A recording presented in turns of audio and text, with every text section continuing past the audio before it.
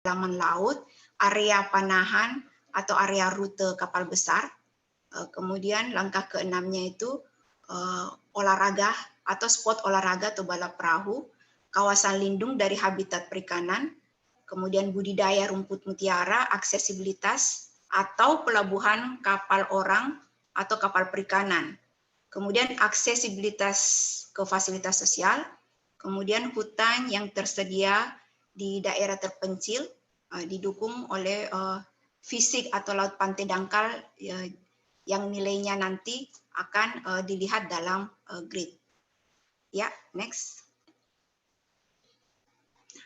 Hasil pemetaannya, bahwa berdasarkan hasil pemetaan ini yang terpilih dari 4 peta tadi itu adalah spot pada gambar 2. Menunjukkan lokasi permukiman suku Bajo yang sesuai berada di muara barat Teluk Bone, di mana di sini lokasi ini memiliki terumbu karang, kemudian bagian barat laut dan tenggara Teluk Bone ada 3 spot yang cocok, namun kecil, ya. Jadi namun kecil, jadi yang terbesar itu tidak berada pada timur Teluk Bone.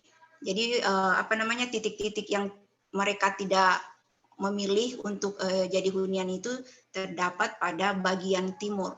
Jadi karena lokasi ini terdapat pelabuhan kapal pertambangan nikel itu. Jadi mereka tidak pernah melirik ke daerah situ. Oke, next. Nah, jadi dari pemetaan grid yang terpilih, bahwa lokasi permukiman yang terpilih itu adalah hutan bakau, kemudian setiap pembiakan terumbu karang ada ikan di situ, dia tidak pas pada lokasi tersebut, tapi dia memilih lokasi sekitar lokasi terumbu karang.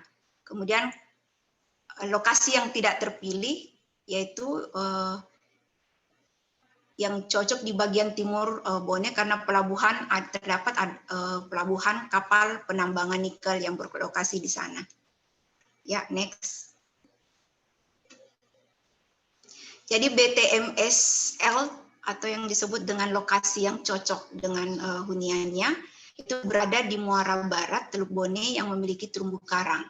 Jadi terumbu karang mempunyai berbagai fungsi dan daya tarik utama untuk suku Bajo sebagai gudang keanekaragaman hayati, biota-biota laut, kemudian tempat tinggal sementara atau tetap, tempat mencari makan atau berpijak, daerah asuhan dan tempat berlindung bagi hewan-hewan laut yang terdapat di sekitar perairan laut. Ya, next. Nah, jadi ekspor sistem ini berdasarkan sistem kepakar yang menggunakan GIS dan Fortran 90 pendekatannya. Jadi penentuan untuk menemukan lokasi yang cocok untuk hunian suku Bajo sangat-sangat efektif. Karena ini kami sudah melakukan beberapa tes dan uji coba. Kemudian karena indikator yang kami gunakan di ekspor sistem ini kami dapat dari berbagai literatur dan hasil wawancara atau kearifan lokal mereka yang asli suku Bajo. Oke, next. Habis ya. Ya, saya kira cukup dari saya, Ibu Ria. Saya serahkan ke moderator. Atau kalau masih ada waktu, bisa tidak saya izin untuk memutarkan video. Ini Bu Sari, waktunya ini sudah pas 20 menit. Oh, sudah. Videonya Ya? Berapa menit? Videonya berapa ya, menit? Kurang lebih 5 sampai kurang lebih itu, Bu. Tapi udahlah kalau enggak sudah pas ya, Bu. Iya, baiklah. Nanti bisa ditampilkan kalau katanya jawab barangkali, Bu Sari. Baik, terima kasih Bu Sari atas laporannya. Demikian para hadirin yang saya hormati, Ibu Sari ini materi-materi sebelumnya itu tentang budaya Bajo, jadi suku Bajo di Bajo itu sering ditayangkan, sehingga kali ini fokus pada penelusuran lokasi menggunakan kuantitatif, ya, metode kuantitatif, yaitu export system dengan dukungan GIS dan Fortran. Ya, baiklah. Kita beralih sekarang pada yang terhormat Bapak pembahas pertama yang yaitu Bapak Dr. Eng Ahmad Sarwadi. Sudah hadir di sini ya Pak Sarwadi. Silahkan Bapak membahas materi ketiga pembicara tadi. Waktunya juga maksimum 20 menit. Ya, silahkan Pak Sarwadi yang terhormat.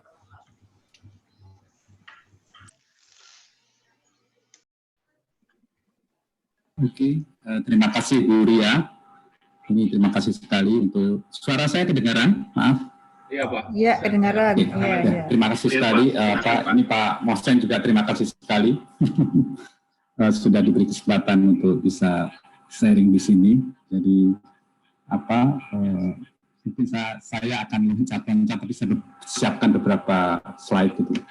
Sebelumnya Assalamualaikum warahmatullahi wabarakatuh. Selamat pagi dan salam sejahtera untuk kita semuanya. Bapak Ibu yang saya hormati, mungkin berkenan saya untuk sharing tadi tentang apa-apa yang sudah disampaikan oleh para presenter ya. Mungkin saya agak loncat-loncat ya, tapi dan juga ada beberapa hal berkaitan dengan riset yang pernah dulu saya lakukan. Izin saya share screen.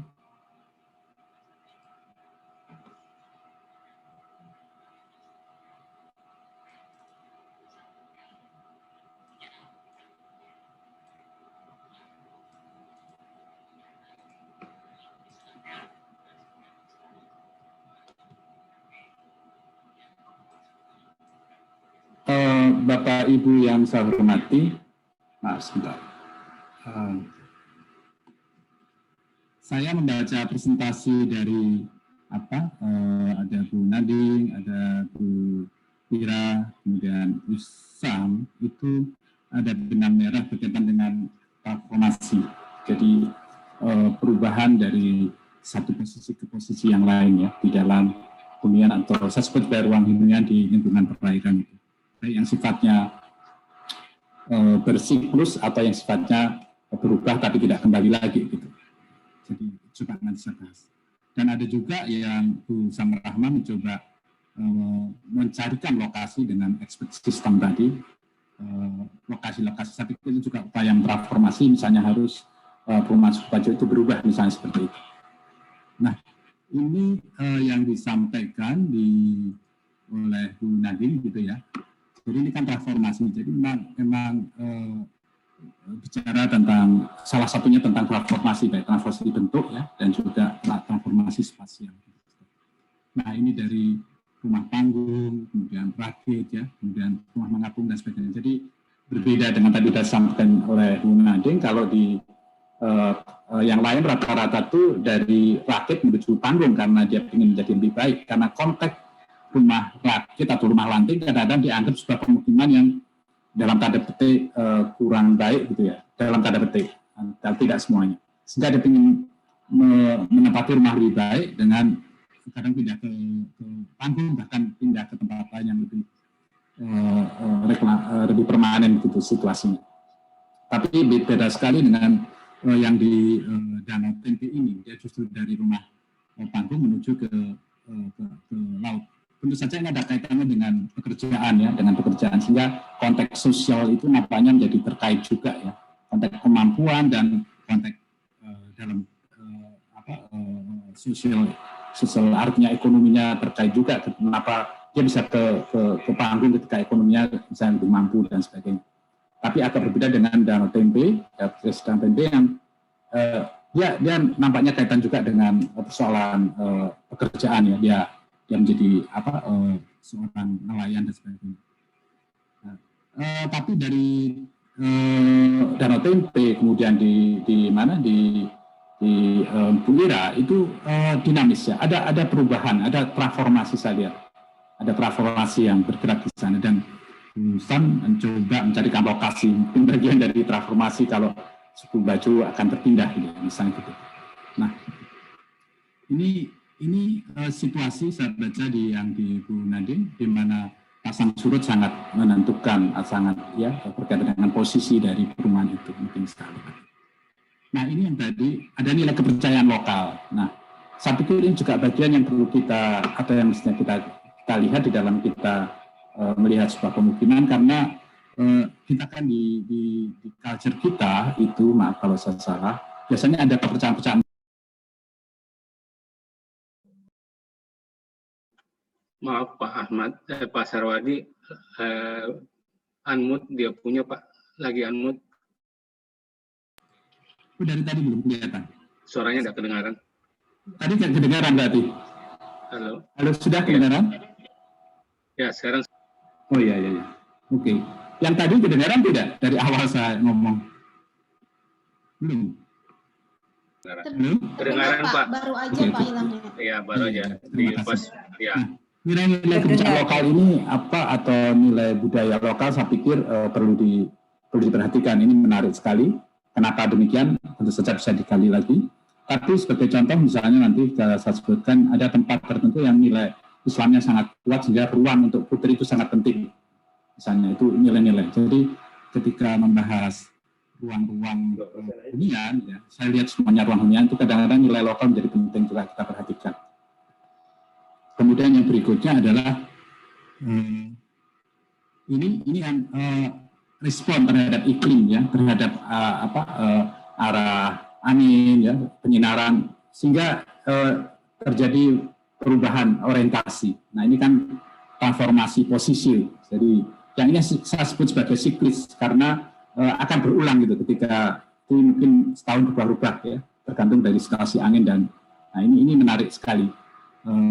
Yang kalau di Bu Ira gitu juga di kes lain itu biasanya tidak siklis, tetapi mungkin hanya karena ada ombak dia harus menepi karena nggak enak di tepian angin itu tepian air terlalu besar.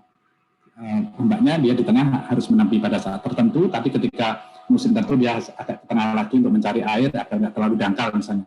Tapi yang ini lebih lengkap faktor-faktor yang mempengaruhi terhadap sistem yang berubah, orientasi yang berubah. Ini menarik sekali. Kemudian ini yang di proses menghuni di tepi sungai yang dari Bu Ira, ya. Jadi bermula dari, kalau tadi dari Danau Tempe dari darat menuju air, kalau ini nampaknya saya lihat juga ada semacam itu, ya. Jadi artinya orang nampaknya kalau saya lihat gambarnya, saya mudah-mudahan salah. Gambarnya kok rasanya juga dari bangunan yang tadinya hanya di darat, kemudian muncul di rakit, ya. Jadi rakit. Tapi bukan berarti artinya saya nggak tahu konteksnya yang Bu Ira gitu, ya. Apakah orang, kenapa dia butuh dirakit itu? Mungkin perlu digali, menarik gitu. Kenapa butuh dirakit gitu. Tapi apakah orang dirakit itu juga pergi ke darat, itu yang juga saya belum terlalu tahu persis, ya. Ini menarik. Jadi kemudian ini yang dari tradisi hanya jadi batang menjadi rumah lanting, ada tradisi ini social contact dari sebuah perumahan lanting di sana, ya. Oke. Nah, ini bagaimana perpindahan rumah lanting atau rumah rakit sering digeret-geret atau harus pindah karena sesuatu, misalnya tambahnya rumah baru, dia harus posisinya dirubah, atau juga karena misalnya karena tadi pasang surut, ya, pasang surut pada musim tinggi airnya, pada musim hujan dia akan ditepikan, tapi ketika kemarau dia ditengahkan, misalnya begitu. Jadi ada posisi yang berubah begitu.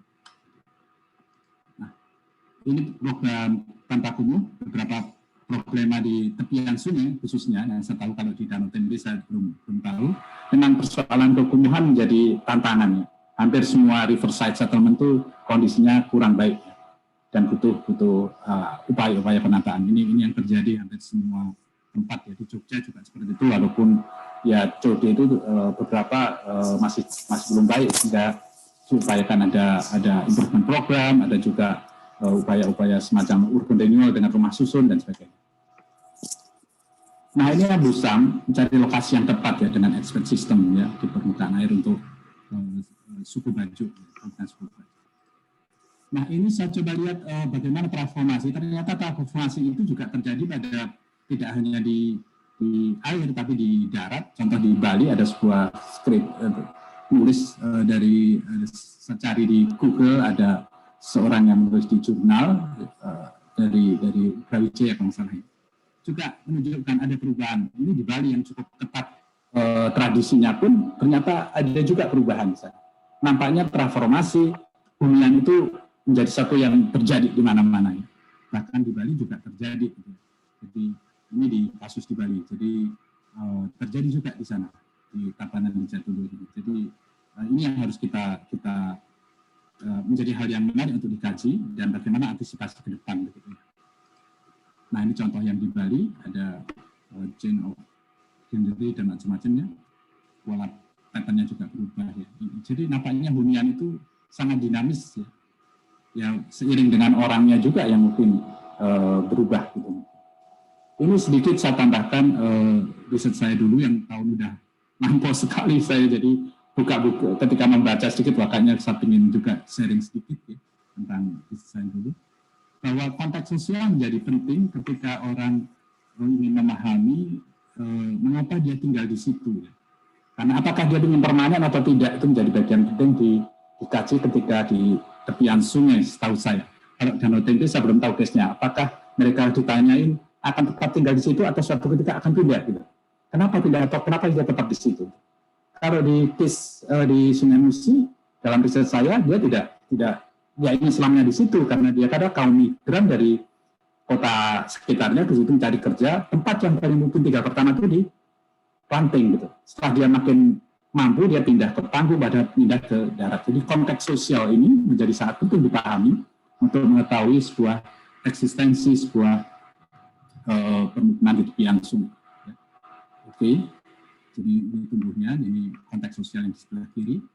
Nah ini transformasi sama ya. Jadi saya lihat transformasi yang sebelah kanan menunjukkan transformasi yang di Musi sebagai pembanding saja. Ada transformasi sifatnya ke atas, ke vertikal juga ke horizontal, ada juga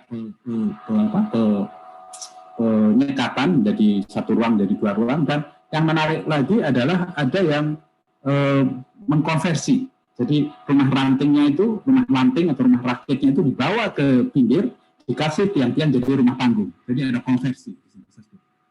Jadi rumah lantingnya dikonversi menjadi rumah panggung. Itu terjadi juga. Jadi dinamis, tepian sungai itu dinamis gitu. Tapi kita harus tahu kenapa dia melakukan itu, yang paling penting. Karena tanpa mengetahui why-nya itu kita bisa kurang lengkap ya memahami sebuah kondisi. Kenapa mereka seperti itu? Kenapa dia mengkonversi? Kenapa tetap mau tinggal di situ? Kenapa dia tidak ingin tinggal di situ? Itu perlu. Sebagai contoh kalau di kasus Sungai Musi, karena mereka rata-rata itu imigran dari luar untuk mengadu nasib mencari kerja. Nah, posisinya itu biasanya dia ada buruh kasar dan sebagainya di dekat sungai, dan banyak bekerja di kasar. Tempat yang paling mungkin untuk mendapatkan permukiman itu di tepian sungai, baik rumah lanting atau rumah enggak gitu. Itu kan murah kalau dia, tapi seiring itu dia akan mencari tempat dia permanen. Nah ini sehingga saya sebutkan kalau di konteks sebagai transitional house, rumah transisi. Sebenarnya mereka tidak ingin tujuan di situ. Nah, berbeda mungkin ya, saya nggak tahu, mungkin nanti Bu Ira bisa menceritakan apakah mereka di fenomena itu ada di mana di Kalimantan, di Banjarmasin. Apakah mereka juga begitu, ingin pindah ke yang rumah lebih bagus? Atau mereka seperti itu? Dan itu juga gitu. Apakah mereka biasanya terkait dengan profesi? Ketika mereka bekerja dekat ini di Musi itu karena kerjanya di dekat sungai. Ada yang jadi supir kloto, ada yang menjadi buruh pasar. Kemudian rumah lantingnya dekat pasar gitu. Ketika dapat pekerjaan dia pindah, dia tidak tinggal di situ lagi. Ini yang jadi mereka mengapa di situ dan terkait biasanya dengan pekerjaan dan situasi yang menyebabkan dia akan tinggal di situ, misalnya mencari posisi yang murah dekat tempat kerja dan sebagainya. Nah ini saya ingin mengatakan kalau di Musi sebagai perbandingan bahwa rakit rumah panggung dan rumah lanting itu satu kesatuan sistem.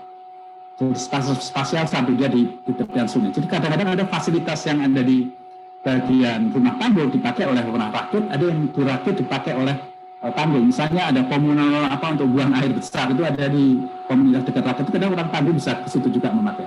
Tapi open space kadang ada di ruang panggung dia orang rakit pakai sana. Jadi sebagai satu kesatuan sistem spasial.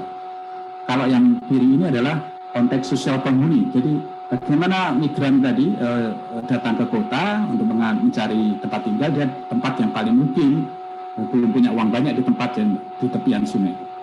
Seiring-iring ada yang lanting, ada yang merakda. Itu dia ada berubah dari rumah lanting ke rumah panggung, kemudian ke permanen, bisa di situ atau di tempat lain. Biasanya terkait dengan hubungan kerjanya. Nah, konteks sosial menjadi sangat penting dipahami dan juga budaya di dalam sebuah memahami keberadaan sebuah rumah atau hunian di dalam konteks ini di tepian sungai atau di air. Nah, mungkin yang darat tempe agak berbeda karena dia justru malah dari darat ke air gitu. Tapi mungkin terkait dengan pekerjaannya. Saya duga, saya tadi nggak mengikuti secara detail karena seterlambat maaf. Itu mesti terkait dengan pekerjaan biasanya. Persoalannya apakah dia akan bekerja seperti itu? Kalau enggak, bagaimana? Kemudian yang berikutnya, nah ini mungkin saya nggak membahas banyak, bahwa ternyata perumahan itu sangat dinamis, begitu ya, sangat dinamis sekali. Nah, yang era sekarang itu ada kinetic fasad, ada kinetic roof ya di Masjid Nabawi, di beberapa subklauster. Itu ternyata yang rumahnya khususnya Gunading itu menarik sekali ya. Dia mengikuti orientasi matahari dan angin dan sebagainya. Itu kan sesuatu yang bergerak. Ini arsitektur sekarang juga begitu. Di atap di Masjid Nabawi juga mekar dan menutup ya. Ketika panas dia mekar, ketika sore dah nutup lagi, jadi tidak ada atap itu. Kemudian yang ini ada kinetic fasad gitu ya. Dan di beberapa desain yang eco house itu juga atapnya bisa bergerak ya, mengikuti sinar matahari. Nah, nampaknya yang modern juga melakukan itu, tetapi ternyata saudara-saudara kita yang di jauh di pelosok juga sudah punya ide melakukan seperti itu untuk adaptasi terhadap kondisi iklim dan sebagainya. Kemudian yang saya bawakan itu ini, bahwa saya tulis di sini bagaimana mereka berumah, bertinggal di rumah itu bagaimana? Apa mereka menetap atau mereka tumbuh? Ya. Tumbuh bisa jadi ruangnya tambah besar, ke atas, ke samping, menyekat ruang, atau dia merubah rumahnya, atau dia pindah. Banyak sekali pilihan-pilihan dari mereka dalam menempati itu untuk bertransformasi.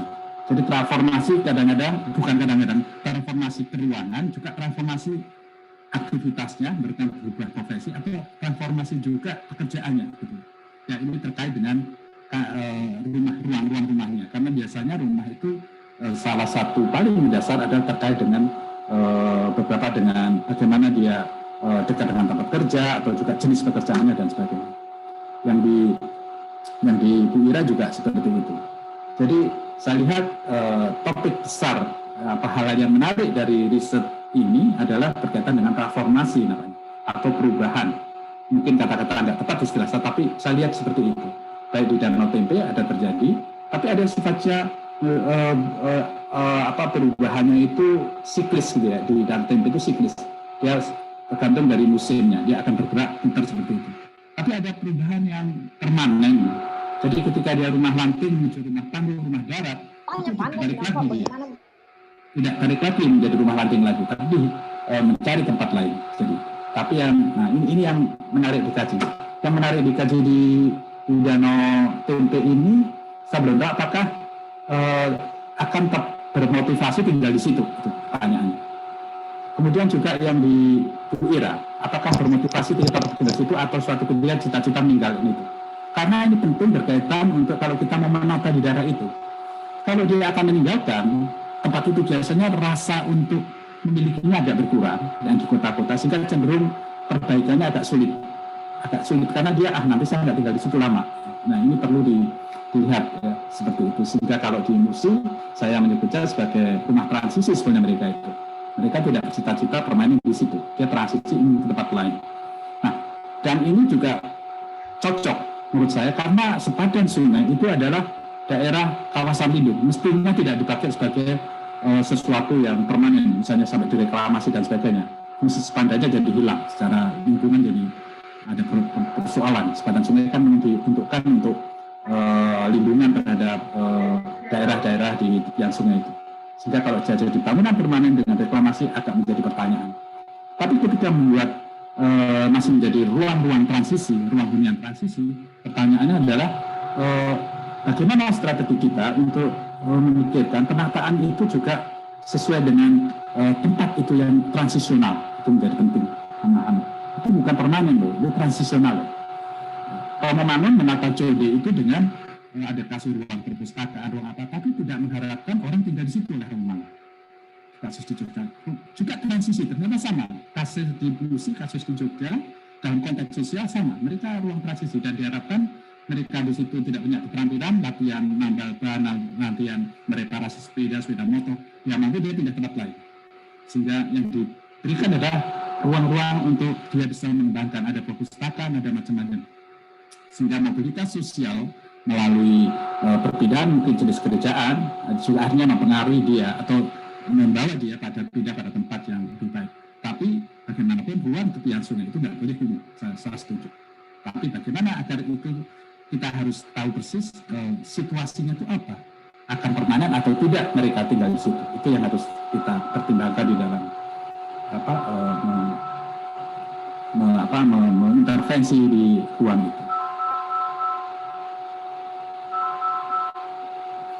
Kemudian ini yang bawah ini jenis tadi, jadi mungkinkah misalnya suatu ketika tahu bahwa ada transformasi di situ, bagaimana kalau di darat itu ada rumah tumbuh, ya rumah tumbuh di kita rumah ada rumah tumbuh atau di beberapa kita kalau di tepian sungai mungkin ruang hunian tumbuh juga mungkin atau ruang hunian yang dinamis atau dinamik. Ya. Bagaimana itu mungkin perlu sifatnya sama dinamis di sana itu. Dari rakit ke dan sebagainya itu mungkin perlu kita pikiran ke depan sebagai arsitek gitu ya, rumah yang dinamis, rumah yang tumbuh pada tepian sungai. Nah ini mungkin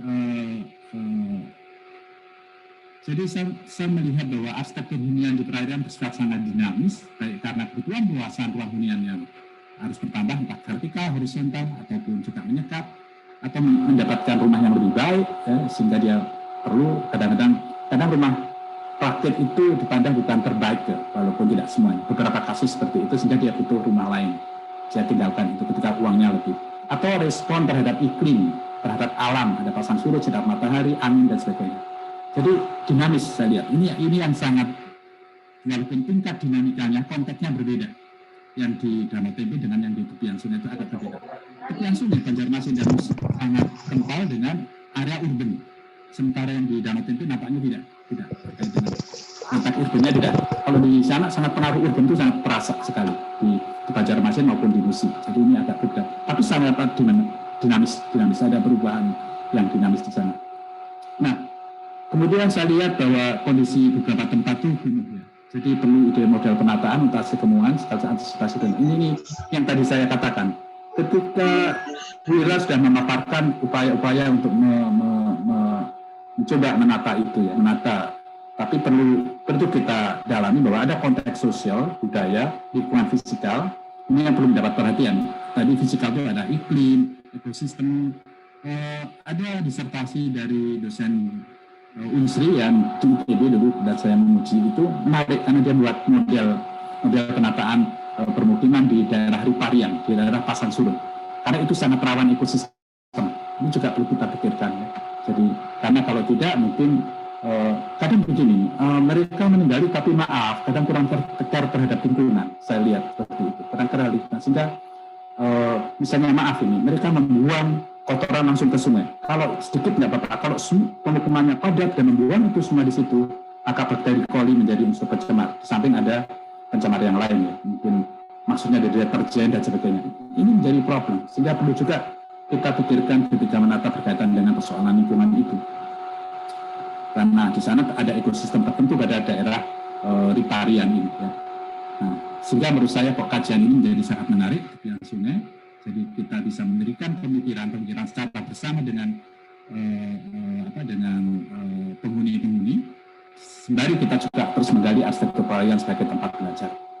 Saya percaya dari Steve Cohen dalam bukunya Eco Design bahwa solution grow from the place. Pemecahan masalah itu tumbuh dari tempat itu. Jadi memahami tempat, memahami lokalitas, memahami apa yang terjadi itu menjadi salah satu modal besar untuk mengatasi masalah di situ.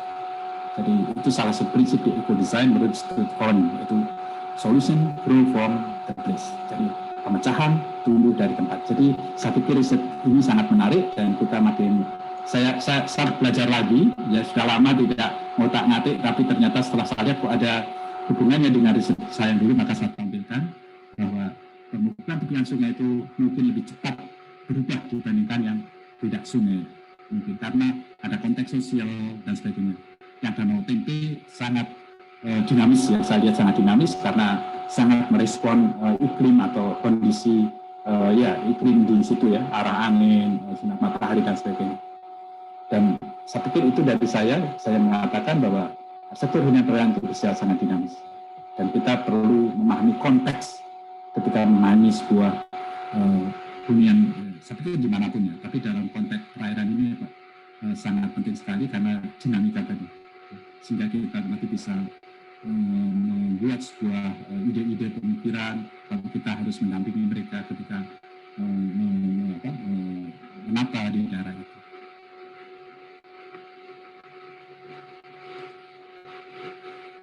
Dari saya itu Bu, untuk sementara silakan nanti kalau tapi saya sangat appreciate dengan para peneliti yang sudah presentasi, luar biasa sekali ya risetnya, dan saya pikir tantangan ke depan memang kita masih banyak ya yang belum tergali ya, dan kita bisa belajar dari mereka.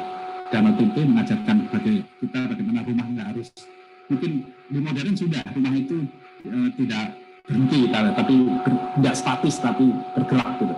Dan itu di Danau Tempe sudah dilakukan. Beberapa rumah modern eco-house juga sudah bergerak, atapnya bisa bergerak, muka nutup, ya, semua tidak statis gitu. Saya pikir sangat menarik.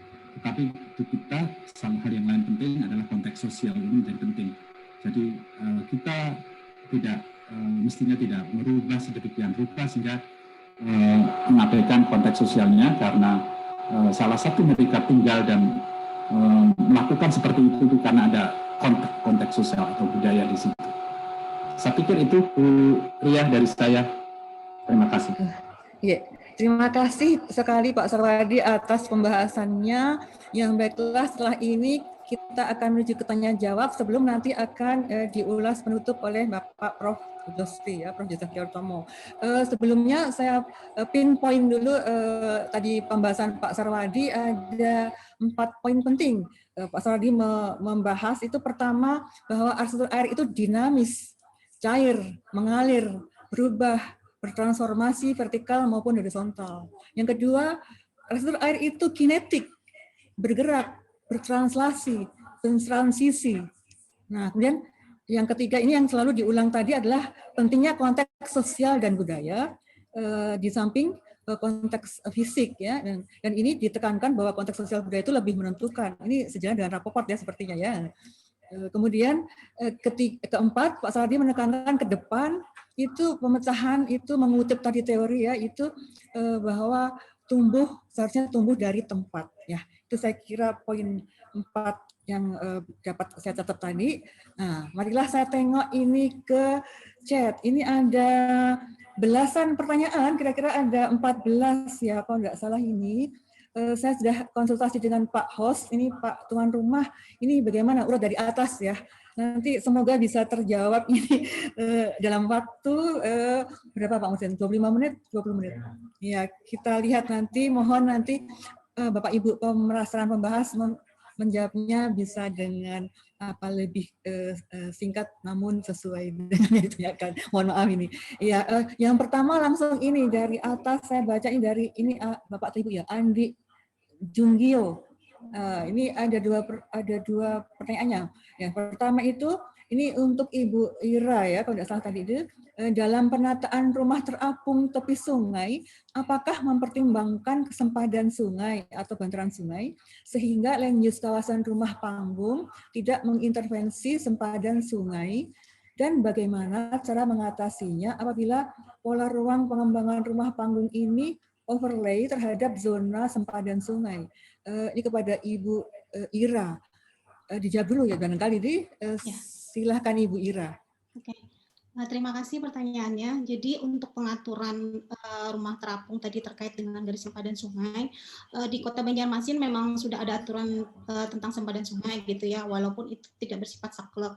Nah, sementara ini kita merekomendasikan dan itu cukup diterima oleh pemerintah daerah bahwa bangunan yang sudah ada sebelum peraturan berlaku itu masih bisa berada di tempat, masih bisa dipertahankan dengan ketentuan bisa merawat lingkungan, bisa menjaga lingkungannya gitu ya, tidak kotor dan tidak kumuh. Itu sih sementara ini kita tidak ada penggusuran rumah terapung yang signifikan ya, selain yang kasus di ruang publik kota itu dipindah dan mereka mendapatkan penggantian gitu. Mereka cuma dipindahkan tapi tetap mendapat hak untuk tinggal di tempat lain di bagian sungai yang lain gitu.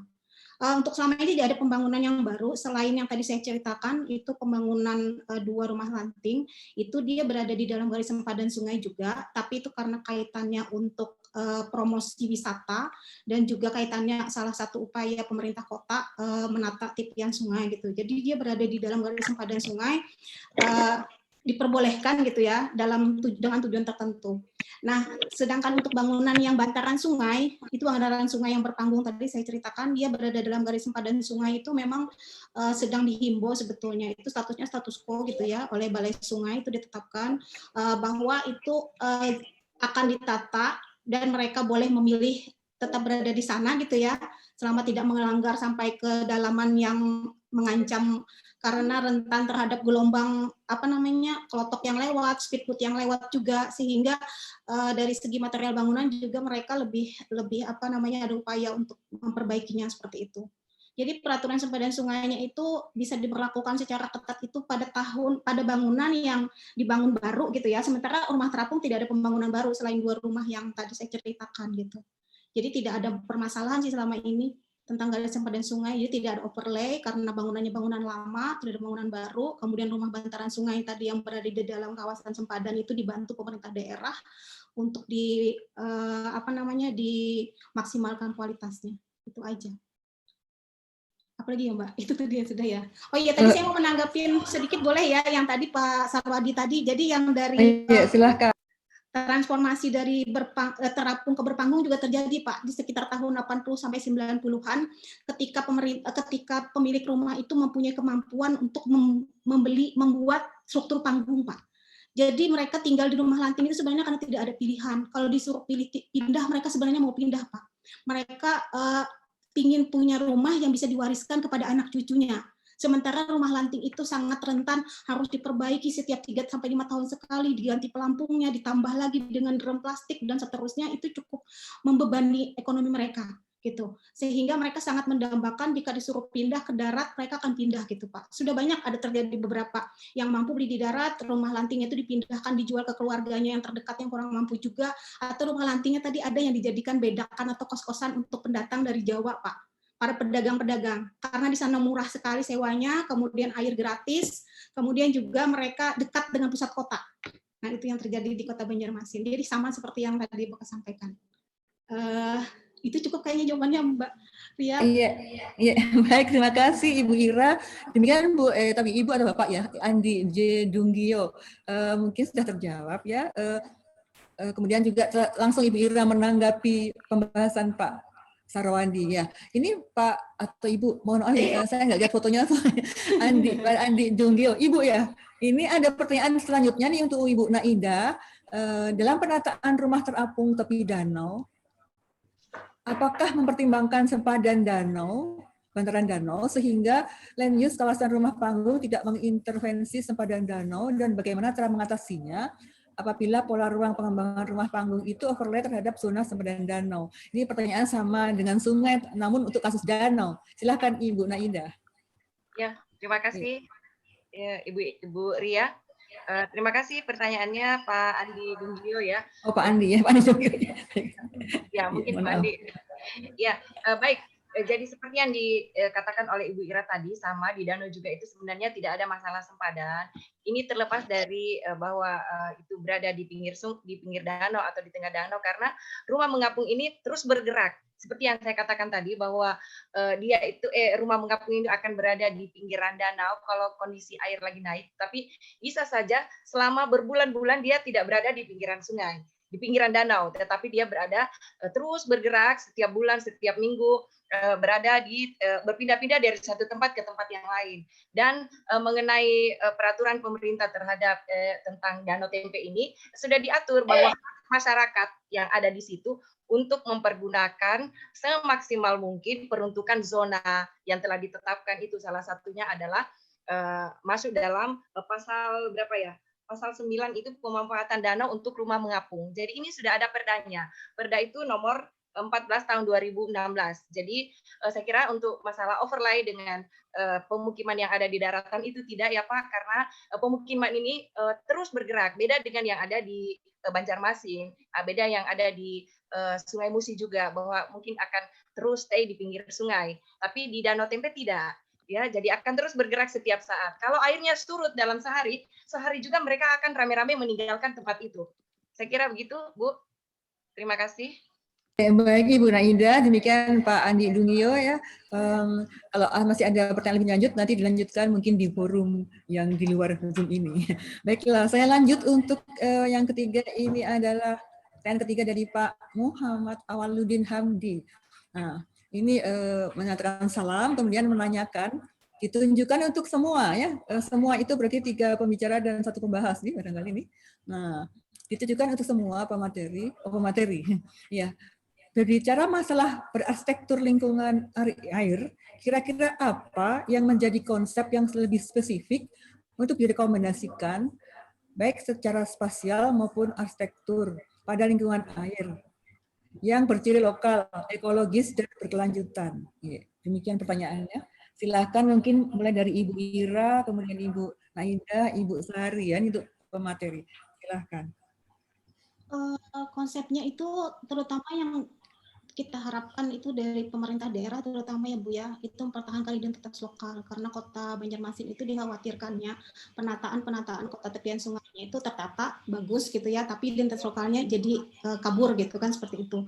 Nah, jadi kita dari akademisi itu dengan riset-riset tertentu meminta penataannya bagaimanapun tetap harus mengikutkan sungai sebagai orientasi utamanya gitu. Sehingga pembangunan baru, penataan baru, kemudian juga pengembangan yang akan datang itu memandang sungai sebagai daerah depan gitu. Konsep 2 muka itu yang sudah lama diagung-agungkan itu kita ingatkan terus-terusan gitu. Kemudian juga menjadikan sungai itu sebagai beranda depannya. Itu sekarang malah menjadi visi misi gubernur juga gitu ya, bahwa akan mengembalikan sungai sebagai akses utamanya itu. Kemudian juga membuka sebanyak-banyaknya akses dan orientasi ke sungai. Nah, sehingga pemukiman yang bagaimana, bangunan yang bagaimana adalah tetap mempertahankan identitas lokalnya, kemudian juga sebisa mungkin bentukan-bentukan kekhasannya itu tetap ada, unsur elemen tradisional, unsur elemen arsitektur tepi sungainya itu tetap ada dalam skala meso di tepian sungai tadi gitu. Cuma untuk material untuk kayu di tempat kami sudah sangat terbatas, sehingga memang mungkin untuk material bisa mengikuti perkembangan gitu ya, material dan teknologi, sedangkan untuk bentukan, akses dan lain sebagainya itu bisa mengikuti tetap kepada unsur dari arsitektur tepi sungai yang sudah ada gitu. Itu aja. Baik, terima kasih Ibu Ira. Lanjut dengan Ibu Naida. Silakan. Baik, terima kasih Bu. Jadi saya lanjut.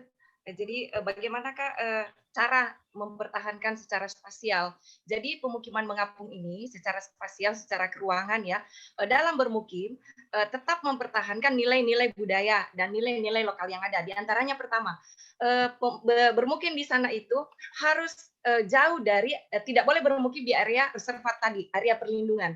Jadi di Danau Tempe itu ada area reservat, di mana area reservat itu tempat perlindungan terhadap ikan-ikan. Jadi tidak boleh mengapung di sekitar area perlindungan tersebut. Ya, ini adalah budaya lokal yang sudah berkembang dari zaman Belanda sampai sekarang. Jadi itu ada sebuah lubang besar yang ada di Danau Tempe, terus dikelilingi ada batasan yang dikelilingi, dan itu tidak boleh menangkap ikan, bermukim, tidak boleh di situ. Kemudian yang kedua ada area keramat tadi, area gundukan-gundukan tadi itu juga adalah local wisdom yang ada di situ yang diatur secara tidak tertulis oleh masyarakat nelayan itu, dan tidak boleh juga bermukim di situ. Itu saya kira untuk secara keuangan ya, di luar dari area-area penangkaran ikan boleh bermukim, tetapi di area-area penangkaran ikan dan yang saya sebutkan tadi ada beberapa, dan di area juga area perlindungan atau reservat tadi itu juga tidak boleh bermukim.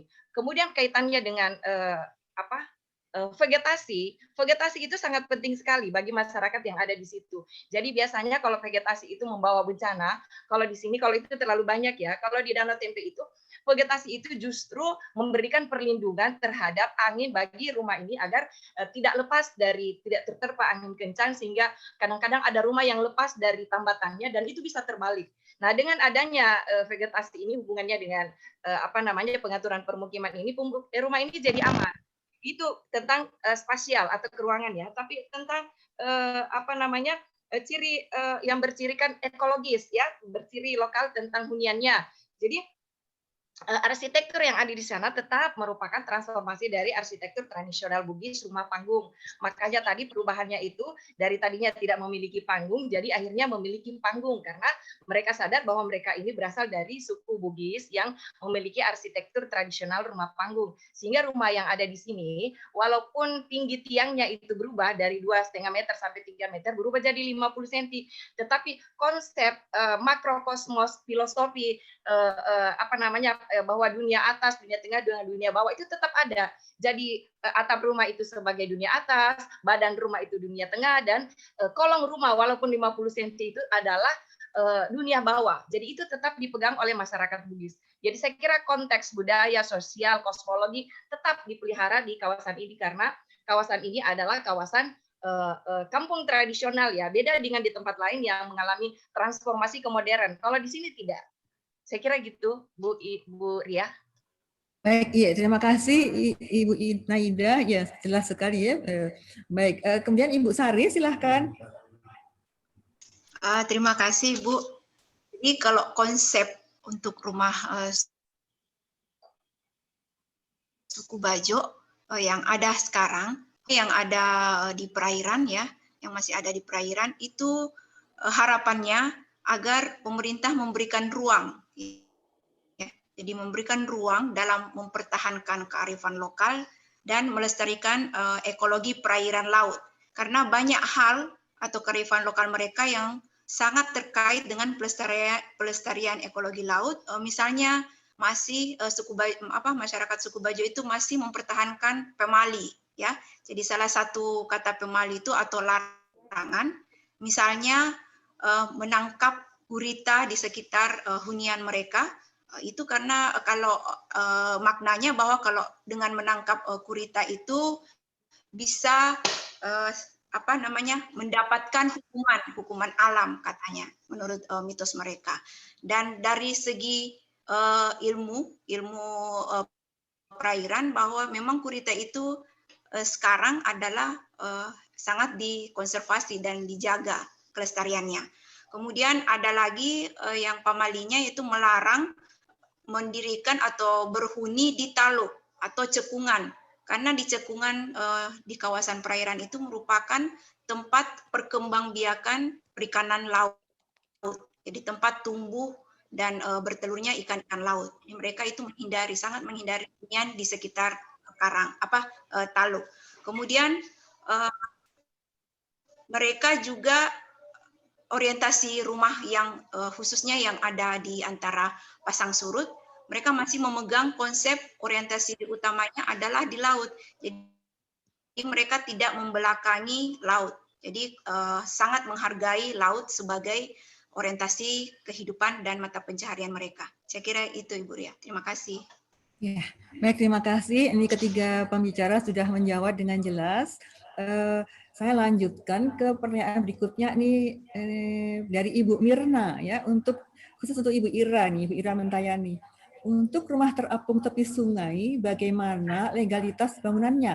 Karena dari penjelasan yang ada, bangunan tepi sungai beberapa ada di sempadan sungai di mana menurut Permen PUPR 28 2015 hanya bisa dimanfaatkan secara terbatas untuk fasilitas tertentu. Ya, silahkan Ibu Ira. Ya, terima kasih. Jadi legalitas bangunan sebetulnya mereka tidak memiliki hak milik bangun gitu ya. Mereka hanya punya nota atau kwitansi pembayaran izin bertambat, itu aja yang mereka punya. Sedangkan sertifikat atau apa segel itu mereka nggak punya.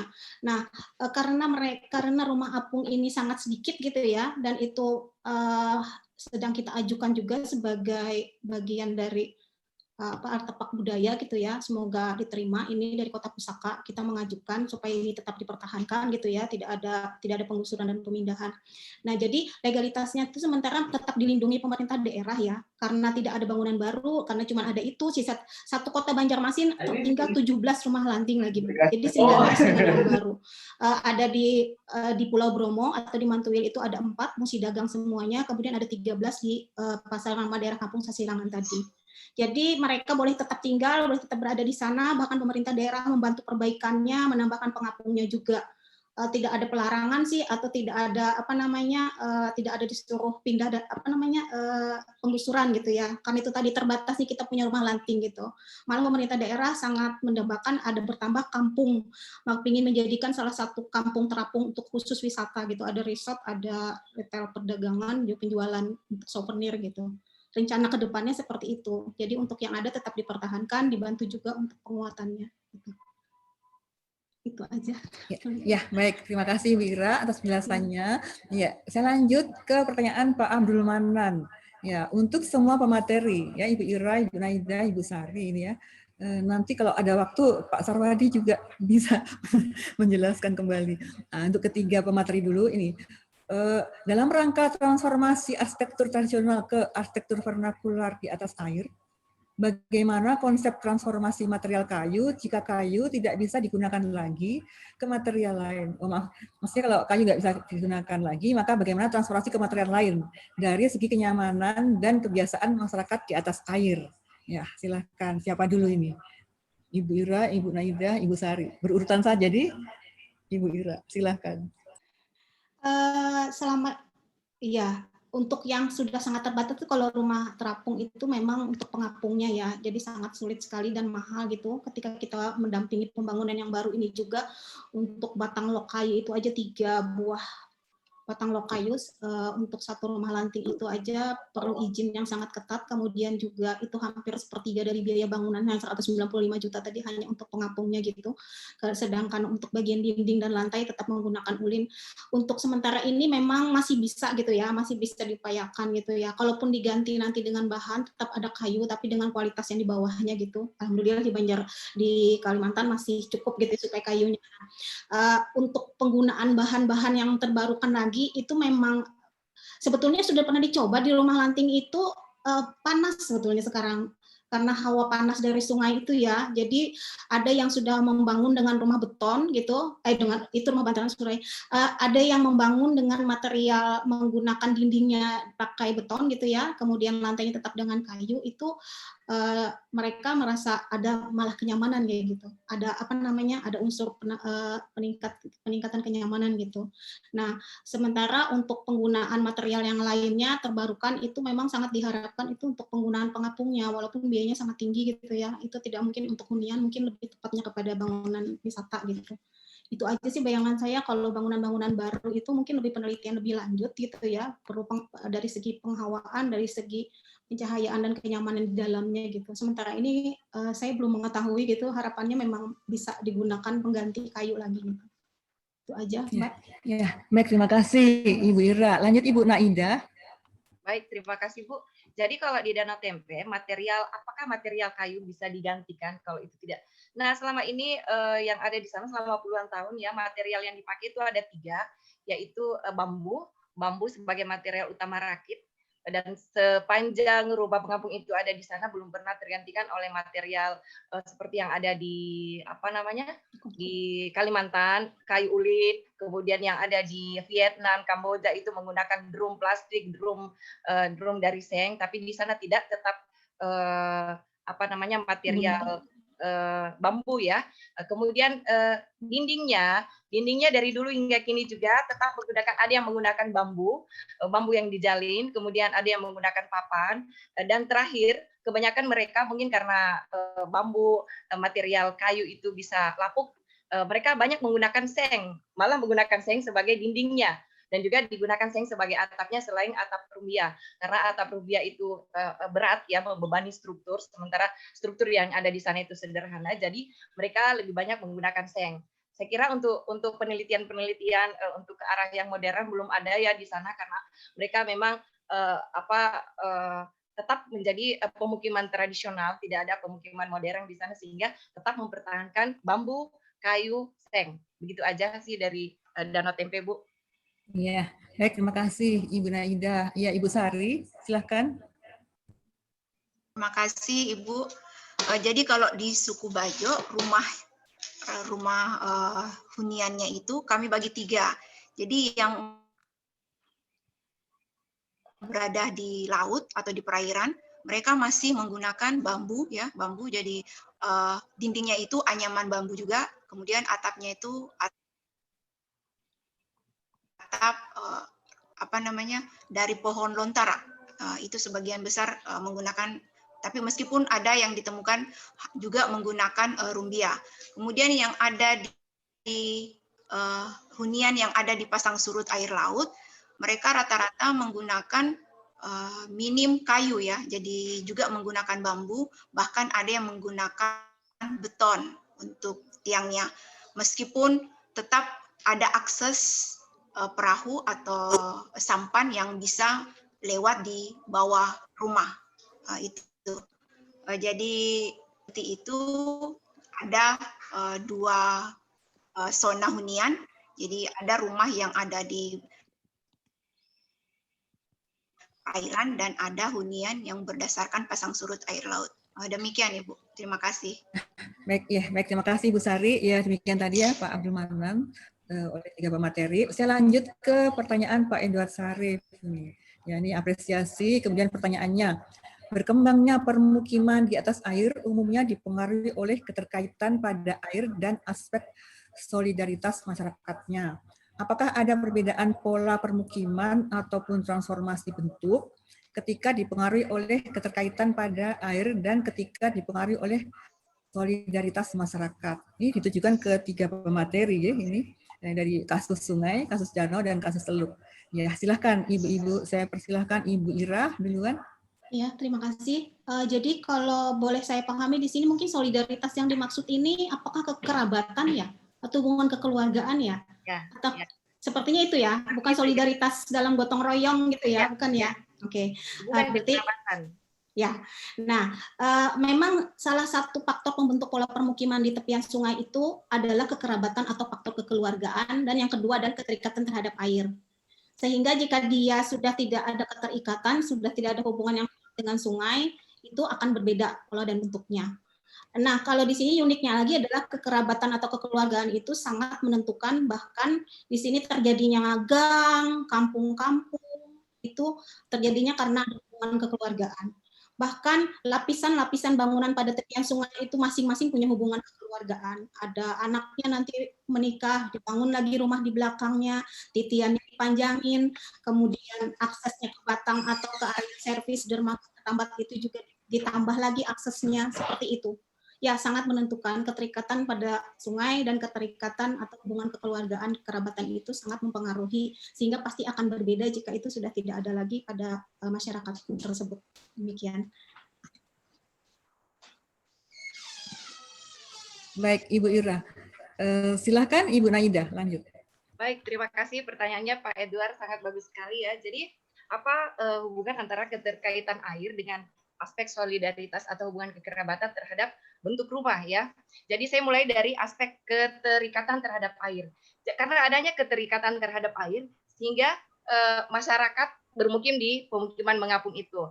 Nah, secara spesifik keterikatan terhadap air itu terkait dengan transportasi juga. Jadi hubungannya dengan rumah-rumah itu dibangun dengan membuat tempat penambatan perahu pada bagian samping, sehingga tidak ada rumah mengapung yang memiliki main entrance di bagian samping, karena bagian samping itu difungsikan untuk penambatan perahu. Itu keterkaitan dengan transportasi air ya. Kemudian entrance-nya tetap di depan. Jadi penambatan perahu itu tidak boleh bagian depan, harus bagian samping.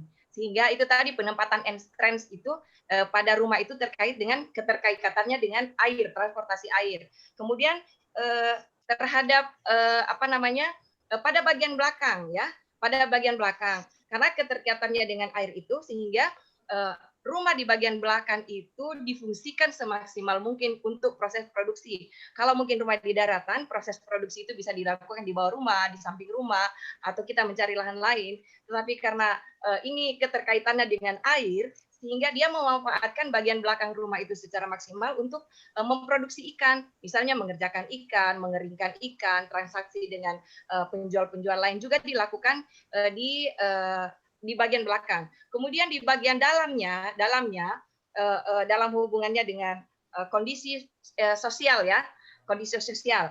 Nah, kondisi sosial ini mereka rata-rata yang bermukim di situ adalah yang memiliki hubungan kekerabatan seperti saudara, sepupu. Kenapa harus berkelompok dengan kerabat? Karena dalam proses pemindahan rumah itu mereka butuh perahu minimal 3, ya paling banyak 5. Jadi perahu itu diposisikan pada bagian samping bisa 2, ya, pada bagian belakang juga bisa 2, jadi bisa satu juga di belakang, jadi ada 3, bisa 5, bisa 3. Jadi kerabat inilah yang setiap saat saling membantu untuk mendorong rumah tersebut dengan perahu. Kenapa harus mereka secara kekerabatan tinggal berkelompok di rumah mengapung tersebut? Ini terkait dengan peristiwa gotong royong dalam mengganti rakit, peristiwa gotong royong dalam memindahkan rumah, peristiwa gotong royong dalam melakukan aktivitas sosial lainnya. Kemudian yang kedua lagi terkait dengan solidaritas. Kalau di rumah darat, kita bisa mengadakan pertemuan di balai-balai pertemuan lain atau di tempat-tempat tertentu ya. Tetapi di rumah mengapung, tempat pertemuan sosialnya itu ada di dalam rumah. Kenapa konsep denahnya itu harus open building? Karena di dalam rumah itu 99% itu adalah bersifat publik. Semua orang bisa masuk aja ke dalam. Karena ruang tidur itu juga tempat pertemuan, di situ juga mereka tidur, mereka berniaga juga di situ. Jadi semua bagian yang ada di rumah mengapung itu bisa berfungsi publik ya, sekaligus berfungsi privat. Seperti itu. Jadi itu pengaruh arsitektur terhadap solidaritasnya, kemudian terhadap keterkaitannya dengan air. Saya kira itu terkait dengan elemen-elemen di dalam rumah dan di luar rumah. Saya kira gitu, Bu Ria. Terima kasih. Ya, baik, terima kasih Bu Naida. Lanjut Ibu Sari, silahkan. Ya, terima kasih Ibu. Kalau konsep solidaritas yang ada di suku Bajo itu masih kental. Jadi mereka menganut bahwa semakin ke barat, semakin perletakan rumah untuk suku, kepala suku. Ya, jadi kepala suku atau kepala lingkungan ke kiri adalah maksudnya rakyat biasa atau yang disebut dengan konsep bukan sama Bajo itu. Dan orientasi rumah tetap mengarah ke laut, orientasi utamanya yaitu ke timur atau ke laut. Dan ini yang sangat menarik, mungkin berbeda dengan apa yang dikemukakan Bu Naida yang ada di Danau Tempe. Kalau di suku Bajo itu, sampannya itu atau perahunya itu ditambatkan di depan rumah mereka. Karena ini sangat berkaitan dengan tombak atau tonggak yang disebut dengan tonggak Sambua yang berada pada posisi depan rumah mereka. Dulu zaman dahulu waktu mereka masih berlabuh itu adalah simbol tonggak, simbol perkampungan atau hunian di mana suku Bajo itu menempati kawasan tersebut. Saya kira demikian Ibu. Terima kasih. Ya, baik. Terima kasih Ibu Sari atas penjelasannya. Bapak Ibu sekalian, ini saya melihat banyak sekali masih pertanyaan-pertanyaan di dalam ruang chat. Ini antara lain saya lihat masih ada banyak sekali, namun saya sudah dikode oleh host bahwa waktu sepertinya kita perlu menyediakan untuk pengulasan oleh Prof. Jospri. Mohon maaf sekali ini masih ada bahkan saya lihat Ibu ada seperti Pak Prasetya ya atau Ibu. Kemudian ada Ibu Tutur, Ibu Nurnaningsih. Kami catat semua pertanyaan yang masih ada. Mohon maaf, kami tidak bisa lanjutkan dibahas di sini. Namun ini berencana ini tadi didiskusikan host akan dibuat publikasi dan pertanyaan-pertanyaan Ibu Bapak yang ada yang belum terbahas akan dijawab oleh para pemateri, insya Allah ya, sehingga menjadi bagian dari bundel publikasi ya Pak Muhsin. Ya demikian. Jadi mohon maaf para penanya ini semua akan dicatat, sudah dicatat oleh panitia. Ini ada Pak Rusdianto sekalian ya. Ya terpaksa dengan terpaksa nih saya selaku moderator memotong. Ya, itu tadi seperti saya jelaskan ya. Lanjut langsung ini mari kita menunggu gong. Ini gong dari Begawan Arsitektur Nusantara yang terhormat Bapak Profesor Joseph Priyotomo. Silakan Prof. Terima kasih Ibu Pemandu. Selamat siang semua. Dan mohon maaf saya sudah menyiapkan PPT tapi terpaksa harus saya batalkan karena materi yang saya siapkan ternyata tidak cukup sinkron dengan apa yang tersajikan di hari ini. Nah, untuk memberikan ulasan, izinkan saya membuat ulasan ini dari sudut kacamata ilmu arsitektur, bukan dari ilmu permukiman, juga bukan dari ilmu perumahan, atau dari ilmu perencanaan. Ya, tapi dari ilmu arsitektur. Baik. Yang pertama ingin saya sampaikan bahwa materi yang disampaikan oleh para penyaji dan juga materi yang disampaikan oleh Bapak pembahas itu merupakan bahan yang segar, tanda petik ya. Segar dalam arti barang baru, tanda petik juga. Selama ini kita punya konsentrasi itu hanya kepada arsitektur darat yang ada di darat. Bahkan arsitektur yang di pinggir darat pun nyaris nggak tertangani. Nah, di hari ini kita melihat arsitektur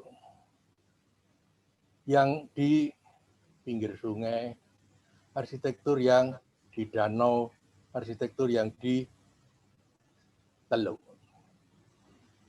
Nah, apakah ketiga-tiganya itu adalah arsitektur air? Ataukah ketiga-tiganya adalah arsitektur di air? Hanya dengan dua huruf DI, ya, di arsitektur air dan arsitektur di air menjadi luar biasa berbedanya. Mengapa begitu? Karena dengan saya mengatakan sebagai arsitektur di air, itu adalah materi yang disajikan oleh ketiga penyaji, maka ketiga objek itu merupakan arsitektur darat yang letaknya di pinggir sungai, yang letaknya di danau, dan yang letaknya di teluk. Bukan arsitektur laut, arsitektur air yang di pinggir sungai, bukan arsitektur air laut yang di danau, bukan pula arsitektur air laut yang di teluk. Maka muncul pertanyaan penting, arsitektur air itu yang mana? Yang pasti dalam penglihatan saya, ketiga materi itu adalah arsitektur darat yang di air. Kenapa begitu? Karena cara pandang, materi untuk meninjau, maupun komponen-komponen yang ditinjau, itu tidak berbeda dari arsitektur darat. Hanya kalau bahan bangunannya di darat adalah kayu, maka di air bisalah bukan kayu. Gitu. Kenapa begitu? Karena yang di darat itu memang dasarnya air. Yang di darat dasarnya kayu. Yang di air itu dasarnya apa? Itu. Kemudian juga saya tidak mendengar sama sekali estetikanya masing-masing objek di Lanting, objek di Danau Tempe, dan objek di Teluk Bone. Itu seberapa cantik, seberapa jelek ya mereka. Loh, ini penting mengingat kalau kita berani ngomong arsitektur, kita harus berani ngomong estetika. Loh kok begitu? Karena yang membuat arsitektur itu berbeda dari yang bukan arsitektur. Nah, ini sekolah arsitektur terlalu banyak yang mengabaikan ya. Perbedaan antara arsitektur dan bukan arsitektur itu salah satunya adalah di estetika. Nah, persoalan estetika itu bisa berbeda-beda dan bermacam-macam. Estetikanya dangdut sama estetikanya gamelan dan estetikanya musik klasik beda. Itu yang pertama. Yang kedua, konstruksi beserta teknologinya. Tidak ada satupun dari 3 materi tadi yang menyodorkan itu. Memang Bu Naida mencoba untuk memberi info kecil bahwa kalau di Vietnam memakai drum plastik, di sini menggunakan bambu. Bagus. Apakah ini sebagai sebuah informasi tentang konstruksi ataukah informasi tentang perubahan bahan atau informasi yang lain? Ya. Kalau arsitektur air, salah satu ciri dasarnya itu adalah dia tidak punya pepohonan satu. Sehingga kalau itu kemudian dikaitkan dengan arsitekturnya yang harus terbuat dari kayu, nah jadi pertanyaan penting. Kok bisa dan bagaimana? Tuh.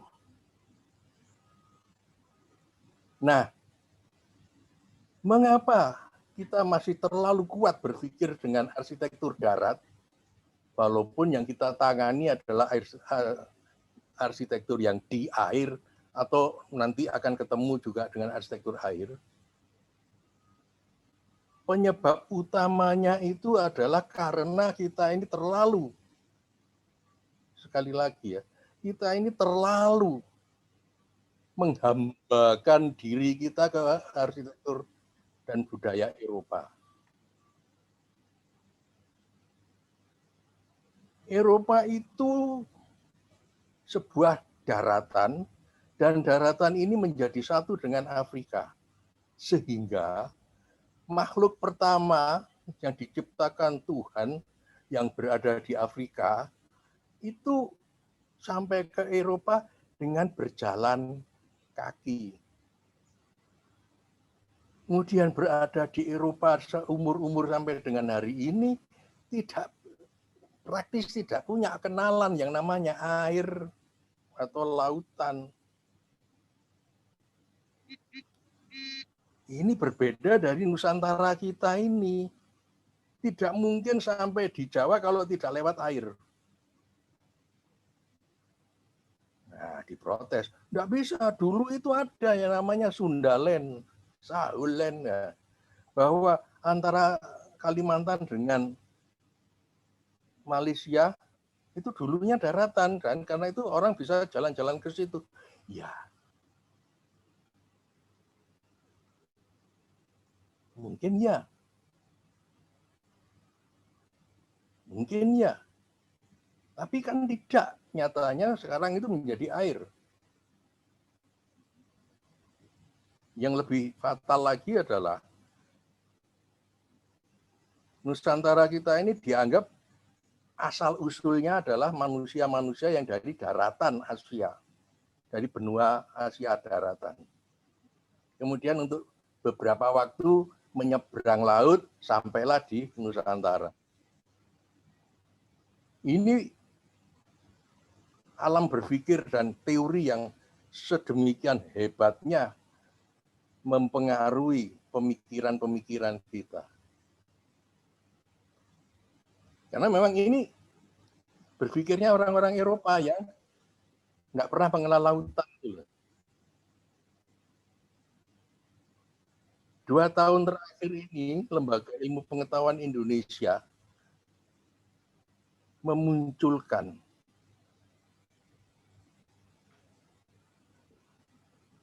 fakta, sekali lagi, fakta, bahwa dari Pasifik yang paling barat, dekat benua Amerika, hingga Kepulauan Pulau Madagaskar dan pantai timur Afrika, itu merupakan kawasan yang hilir mudik perahu berada di ujung Madagaskar dan ujung Pasifik. Itu. Nah, kita tidak pernah coba untuk membayangkan. Anggaplah dari Jawa ke pantai timur Afrika, dari Jawa ke Afrika, itu berapa minggu? Atau jangan terlalu jauh kalau ke Madagaskar atau Afrika.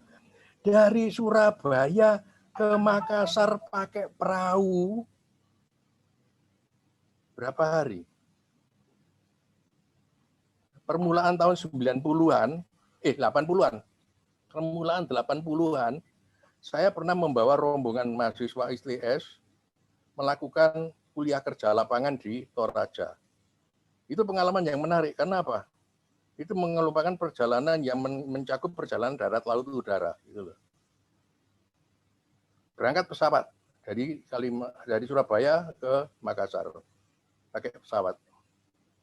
Terus dari Makassar ke Toraja bolak-balik pakai bis. Jadi udara sudah, darat sudah. Pulangnya dari Makassar ke Surabaya pakai kapal. Dan kapalnya kapal barang yang cukup besar. Itu memakan 2 malam 1 siang. Untuk jarak sependek itu 2 malam 1 siang. Untuk makan siang, kami seluruh kapal itu menunggu. Awak kapal itu lagi mancing ikan.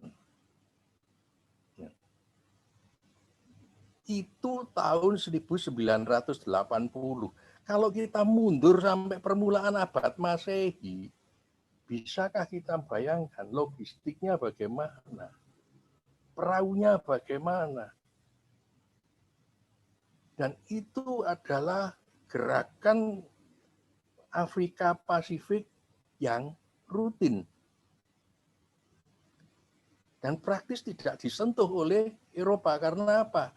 Eropa tidak berkepentingan dengan lajur itu. Kita yang berkepentingan karena kita di Indonesia ini berada di pertemuan antara Madagaskar, Afrika yang di timur, dan di barat, dan Pasifik yang di timur. Karena itu kita memang pantas untuk memiliki arsitektur air, arsitektur yang berbasis air, arsitektur yang beralam pikir air. Salah satunya apa? Alam pikir air itu alam pikir gerak. Bahkan Danau Tempe pun berombak, walaupun ombak kecil sekali, tapi tidak mungkin. Air itu mencapai titik ketenangan sama persis dengan permukaan tanah. Tanah itu diam, air itu gerak. Sehingga tadi materi yang disuguhkan Pak Sarwadi menjadi komponen yang luar biasa pentingnya. Kinetik. Nah, arsitektur air itu arsitektur kinetik. Kerjakan terus bagaimana, dan seterusnya, dan sebagainya. Sampai kita bisa ketemu dengan ternyata arsitektur Sabu itu rumahnya itu mempunyai simbolisme dan pemaknaan yang sangat perahu. Nah, simbolisme dan pemaknaan yang perahu ketiga penyaji kurang menjadi sorotan, kecuali yang terakhir, yang Bajo itu masih ada tadi, gurita dan seterusnya, itu oke. Tapi yang Sabu itu sampai ada haluan, ada buritan, ada tiang tinggi, dan lain, itu semua tergambarkan pada denah rumah bangunan, rumah tinggal mereka. Ini loh arsitektur air yang menjadi memori pada saat orang-orang air itu sudah menjadi orang darat di Sabu. Di Flores kita juga bertemu dengan beberapa simbolisme perahu. Anda bisa membaca dari bukunya Bernard Lucox. Ini artikelnya Bernard Lucox di bukunya Shelter, Sign, and Symbol. Dengan kata lain, kita tidak menolak arsitektur darat. Bahkan kita juga tidak menolak menangani arsitektur yang ada di pinggir sungai, di danau, dan di teluk dengan menggunakan alam berpikir mindset arsitektur darat. Tetapi kita disadarkan juga sebetulnya dari materi yang disuguhkan hari ini kita disadarkan ada yang namanya arsitektur air. Sebenar-benarnya ada ungkapan-ungkapan arsitektur air di era kontemporer ini. Di era abad 21 ini ada arsitektur air yang luar biasa. Sayang di Indonesia belum cukup terkenal, walaupun di Indonesia ada beberapa. Sekurang-kurangnya itu ada 3 arsitektur air.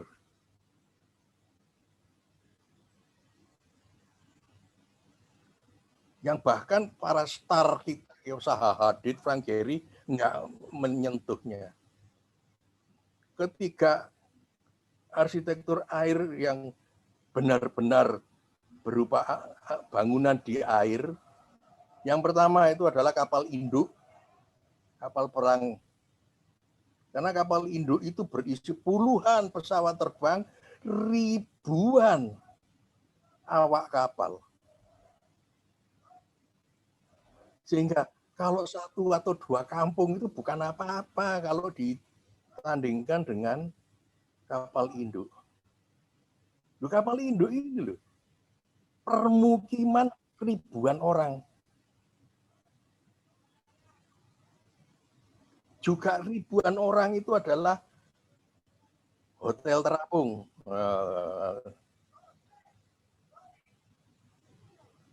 Ini yang kedua. Ini juga ribuan orang. Nah, kalau kapal induk dan hotel terapung ini punya satu ciri umum, ciri bersama, yakni tidak punya IMB, karena tidak berdiri di sebuah coupling yang tertentu. Dia selalu keluyuran terus. Tidak demikian halnya dengan yang bangunan kontemporer yang ketiga ini. Bangunannya luar biasa besarnya, akan tapi penghuninya luar biasa sedikitnya. Dan itu bisa berada di sebuah tempat yang teramat sangat terpencil, tetapi tetap teramat sangat terpencil dan berbahaya, tetapi tetap berdiri, tetap diberdirikan dan dapat diadakan. Yakni rig pengeboran minyak lepas pantai di tengah laut. Ini 3 arsitektur raksasa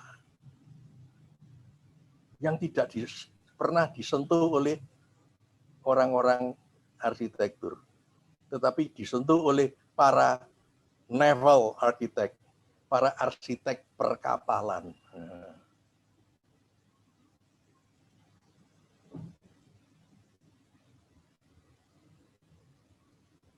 Bukan mustahil kita itu berpikiran membangun arsitektur air. Mulai dari yang terkecil sampai kepada yang terbesar. Memang masalah besarnya adalah ini belum ada ilmunya. Ini yang penting. Atau ekstrimnya belum ada pengetahuannya. Dan karena itu menuntut dari kita adalah yang mempelopori, mencari pengetahuan dan membangun pengetahuannya. Tanah airku, Indonesia, air, tanah, dan air. Arsitektur tanah itu sudah dirampas oleh arsitektur Eropa. Pengetahuannya. Ya, arsitektur air mereka belum punya. Kita sudah melewati. Berarti kita punya. Ya, kita punya pengetahuan, tetapi kita sendiri tidak tahu ada di manakah pengetahuan itu.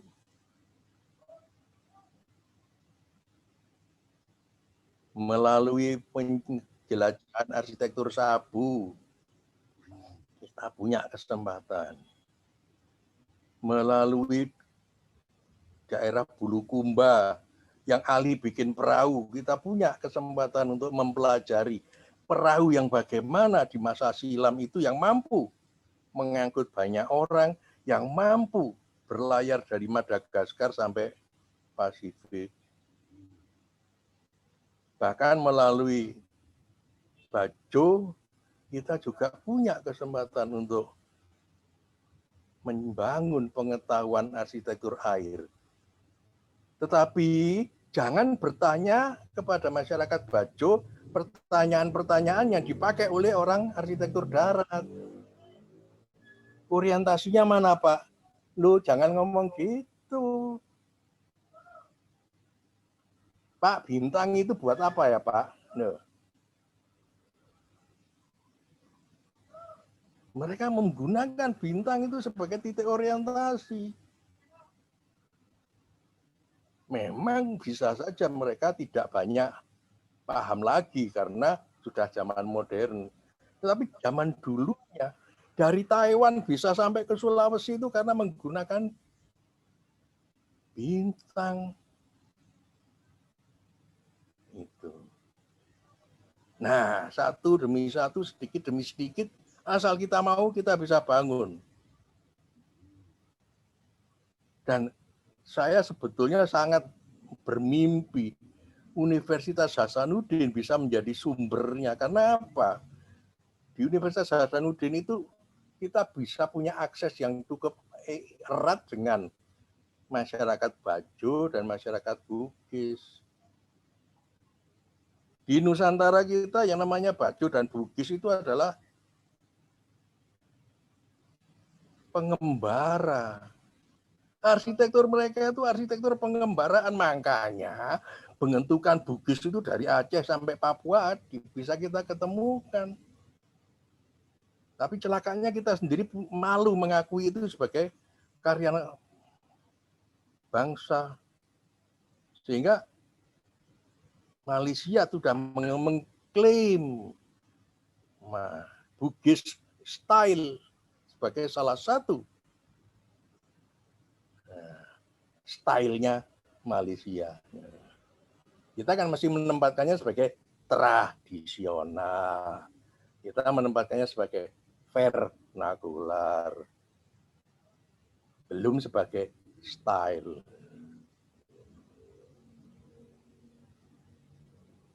Jadi ulasan saya pada intinya memberikan apresiasi yang bagus kepada perluasan pemikiran arsitektur darat yang diterapkan untuk varian yang ada di arsitektur darat, yakni varian pinggir sungai, varian danau, dan varian teluk.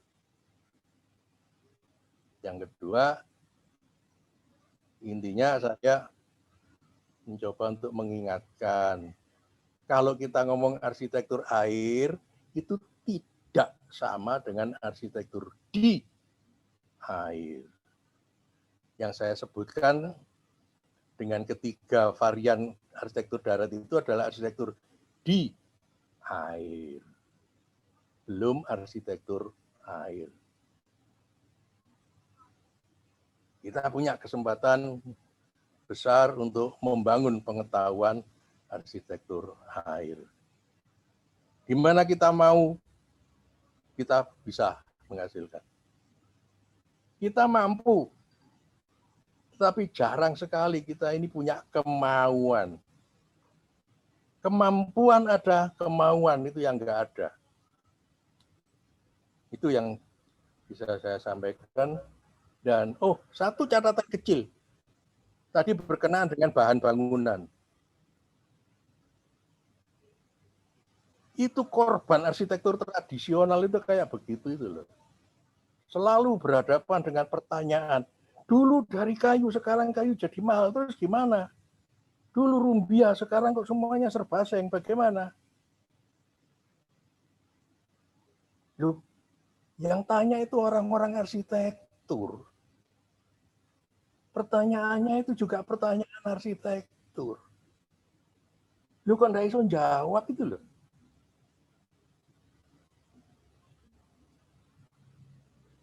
Kita tidak pernah mencoba untuk melihat bahwa arsitektur Toba itu sempat mempunyai periode atap sirap, punya periode atap hijau, dan di 1930-an periodenya atap seng. Ayo, mana arsitektur tradisional ngomong tentang 3 perubahan ini? Tapi sekarang berteriak-teriak, tidak pernah mau belajar. 3 perubahan ini tidak menghasilkan gejolak di arsitektur Toba. Nah, sementara bahan-bahan baru muncul, berteriaklah mereka. Kenapa mereka berteriak? Itu loh persoalan arsitektur tradisional kita. Yang di dalam memahami kebudayaan telah menyamakan, mensinonimkan kebudayaan dengan pelestarian. Itu loh. Kalau kita melestarikan memang tidak mengubah. Ya. Tetapi kalau kita mentradisi, kita punya hak untuk mengubah. Mengapa? Karena tradisi itu berubah demi menyesuaikan diri dengan zaman. Itu tradisi. Tradisi jangan dipahami hanya diturunkan dari generasi ke generasi, tapi baca juga pengertiannya sebagai berubah menyesuaikan. Nah, kalau sudah menyesuaikan ya sudah selesai. Hari ini rumah lanting mau dari galvalum, ya monggo, nggak apa-apa. Nah, yang penting kan dengan dipakai galvalum, bagaimana karakter arsitektural sebuah lanting bisa bertahan. Ini loh yang kita pelajari, ini yang kita pegang. Bukan jangan mengubah kayu menjadi galvalum, jangan. Itu membunuh diri. Baik, itu yang ingin saya sampaikan dan mohon maaf Ibu Priya Wikantari, berhubung Ibu tidak memberi saya batas waktu, saya menjadi nerocos sampai berpanjang-panjang waktu. Mohon maaf. Terima kasih. Tidak. Iya, terima kasih Prof. Yosef Priyotomo. Sengaja saya tidak menyatakan berapa waktunya karena kami ingin mendengarkan gongnya ini berdengung agak lebih keras dan lebih panjang, demikian Prof. Terima kasih atas ulasannya terhadap pemateri maupun pembahas ya keempatnya. Yang sangat beruntung tuh kami semua ini Prof yang ada di sini yang hadir. Ya, saya pikir ini selalu Prof Yosef itu menginspirasi. Nah, kami tangkap ini Prof. Walah, mau ngomong memprovokasi aja nggak malu. Baik. Nggak mau. Iya Prof. Tadi iya saya sempat gitu tuh Prof. Ini salah, bukan salah apa? Ini bukan yang saya maksud. Aduh, tapi Prof Yosef ternyata membesarkan hati kami semua itu bahwa ini ternyata tadi diapresiasi yang kita lakukan ini sebagai arsitektur air dalam tanda kutip meskipun belum tepat seperti yang Prof maksudkan, yaitu penerusan perluasan arsitektur darat yang di tiga varian ya, di sungai, di danau dan di teluk yang melaut ya, kemudian laut. Nah, ya itu. Nah, artinya nih Prof, ini selain kritik juga ini sentilan bagi kami semua, tidak cuma panitia tapi juga para pembicara semua ini dan sama peserta semua, itu bahwa ini PR bagi kami semua. Artinya berarti next itu berikutnya ada arsitektur air jilid 2 yang membahas sebagaimana yang Prof tadi katakan, arsitektur air yang benar-benar di air, bukan arsitektur air yang darat yang di air. Nah, itu tadi ya Prof ya. Nah, terus ini ada poin penting lagi juga Prof, ini yang saya tangkap terakhir ini adalah bahwa tradisi itu berhak berubah. Nah, ini saya kira ini penting juga. Artinya bukan seperti mempreservasi ya Prof gitu. Artinya perubahan bahan dan sebagainya, ini tuntutan sekarang revolusi industri jilid 4.0 dan 5 menjelang itu menuntut perubahan. Tadi ada style ya, hanya style, asal juga style hidup kita, kayak hidup kita bukan di museum kan, tapi juga berubah. Nah itu, ini rupanya Prof Yosef ini menantang kita semua Bapak Ibu sekalian, bahwa kita sebelum saya kembalikan Pak Host ini, Pak Host ditantang ini untuk menyelenggarakan webinar berikutnya seri 2 tentang arsitektur air. Saya kira begitu Prof Yosef. Terima kasih sekali, ini kami catat semua, kami rekam semua ulasan Bapak juga dan semua tadi pembicara dan pembahas juga. Untuk itu saya ucapkan terima kasih kepada semua yang hadir di sini. Untuk tadi seperti saya katakan tadi para penanya juga yang belum sempat terjawabkan akan insya Allah akan kami jawab di luar forum Zoom ini dan akan jadi bagian dari publikasi ya, yang disepakati dengan para pemateri tentunya. Ya, saya kembalikan ke host Pak Dr. Insinyur Mohsen Ser. Terima kasih. Wassalamualaikum warahmatullahi wabarakatuh. Waalaikumsalam. Dan selamat siang, Namo Buddhaya, salam sejahtera, Om Swastiastu. Terima kasih. Salam hormat untuk Prof. Gunung Rajiman, mohon maaf tadi Anda muncul beliau. Terima kasih. Ya, saya kembalikan ke host. Ya, terima kasih Pak Mohsen. Ya, terima kasih Bu Ria. Waduh, ini sebenarnya kita membuat satu acara tidak lebih dari 12. Ternyata hari ini sampai dengan 12:30. Prof. Yosef, izinkan saya menyanyi sedikit tentang nenek moyangku seorang pelaut yang mengembara dan kontes dari air. Memang menjadi sangat bergizi terkait dengan kritikan yang begitu besar bagi kami. Tetapi apapun yang kami lakukan adalah mencoba untuk sebuah permulaan awal.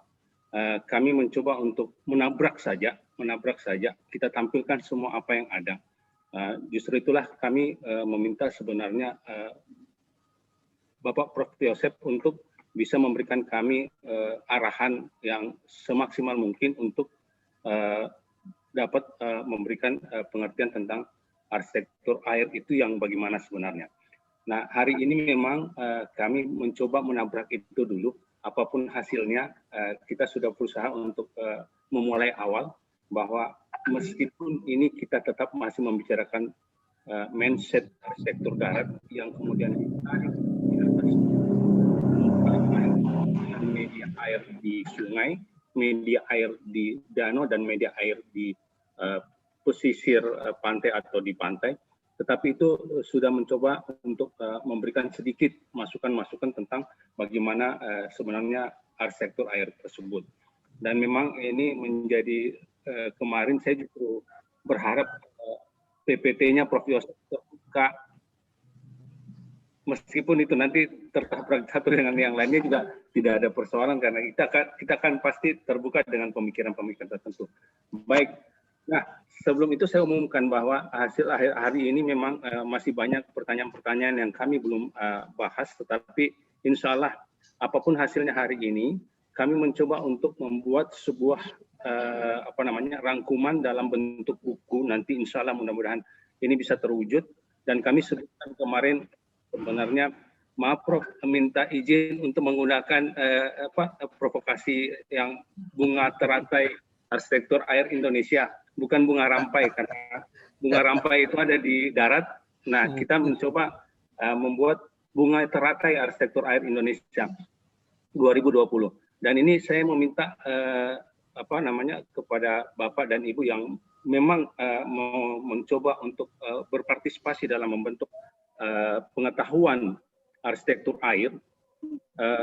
Kami membuka kepada Bapak dan Ibu sekalian untuk dapat mengirimkan materi ataupun pemikiran dalam karya tulis. Itu kami sampai dengan tanggal 9 Januari. Nah, kami akan mencoba untuk membahas semuanya, menaruh semuanya dalam satu buku yang kita sebutkan Bunga Teratai Arsitektur Air Indonesia 2020. Dan itu semua apa yang ada pada hari ini itu juga masuk di dalamnya. Dan kami masih tetap membuka ruang bagi teman-teman dari seluruh Indonesia yang benar-benar ingin memberikan sharing pengetahuan tentang arsitektur air, seperti yang dikemukakan oleh Bapak Prof. Yosef Priyotomo, ataupun ada pemikiran lainnya yang bersentuhan dengan air. Sehingga nanti dengan hasil itu, ini bisa memberikan pengetahuan yang lebih bagus tentang bagaimana sebenarnya arsitektur air di Indonesia, tetapi bukan menjadi arsitektur air, bukan arsitektur daratan yang ada di air, tapi benar-benar menjadi arsitektur air. Dan ini menjadi tantangan bagi kita semua. Saya nanti untuk tantangan kedua, saya nanti coba untuk koordinasi kembali di lab kami, Prof, terkait dengan pencontelan kami terkait dengan webinar kedua nanti arsitektur air yang mungkin memfokuskan. Karena memang saya mencoba menangkap satu kontes tanah air Indonesia, ternyata memang tanah sudah digunakan oleh orang lain yang kita semua dalam kontes memberikan pengertian tentang arsitektur, istilahnya tanah berkaitan dengan daratan, tetapi airnya masih belum. Mungkin kita akan buka ya tolong di chat nanti kami akan kami akan umumkan, kalau tidak salah nanti kami akan mengumumkan terkait dengan di beberapa WA, khususnya di WA arsitektur Nusantara, IPBLI, kami coba untuk meminta bantuan untuk membuka terkait dengan penggalangan ataupun pengumpulan daripada materi-materi ataupun sumbangsi pikiran terkait dengan arsitektur air. Dan insya Allah kami akan bukukan itu, dan kita coba untuk membuat sesuatu yang meskipun ini baru, tapi kita mencoba untuk melakukan hal itu. Terima kasih, saya haturkan kepada satu persatu, khususnya pada Pak Prof. Baharudin Hamzah, yang masih setia, Prof. Terima kasih banyak. Terima kasih, Prof. Bahar.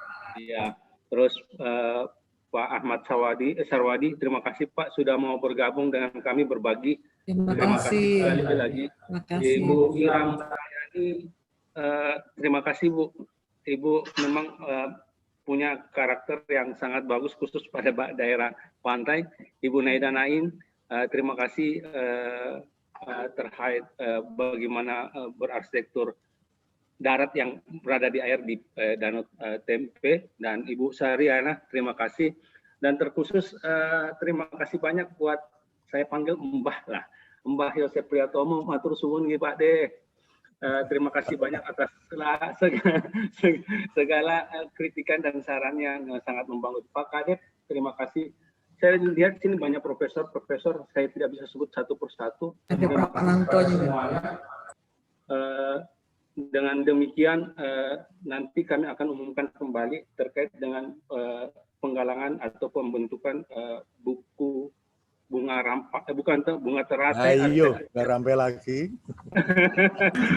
lidah, darat tidak darat, Prof.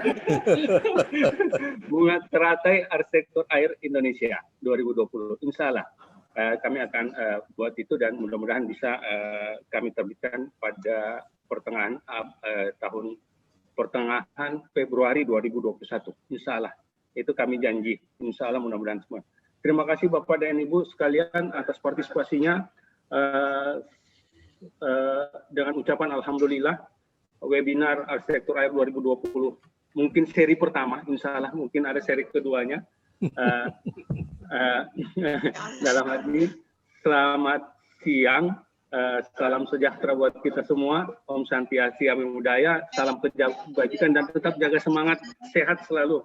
Terima kasih dan saya akhiri. Wassalamualaikum warahmatullahi wabarakatuh. Waalaikumsalam. Kita foto bersama ya. Kita foto bersama ya, Bapak Ibu dan sekalian. Ini ada 8 setting, jadi kami mohon kiranya bisa diaktifkan kameranya, kami akan foto secara bersama. Saya mulai dari pertama, ya, terus yang kedua, ya, 1, 2, ya,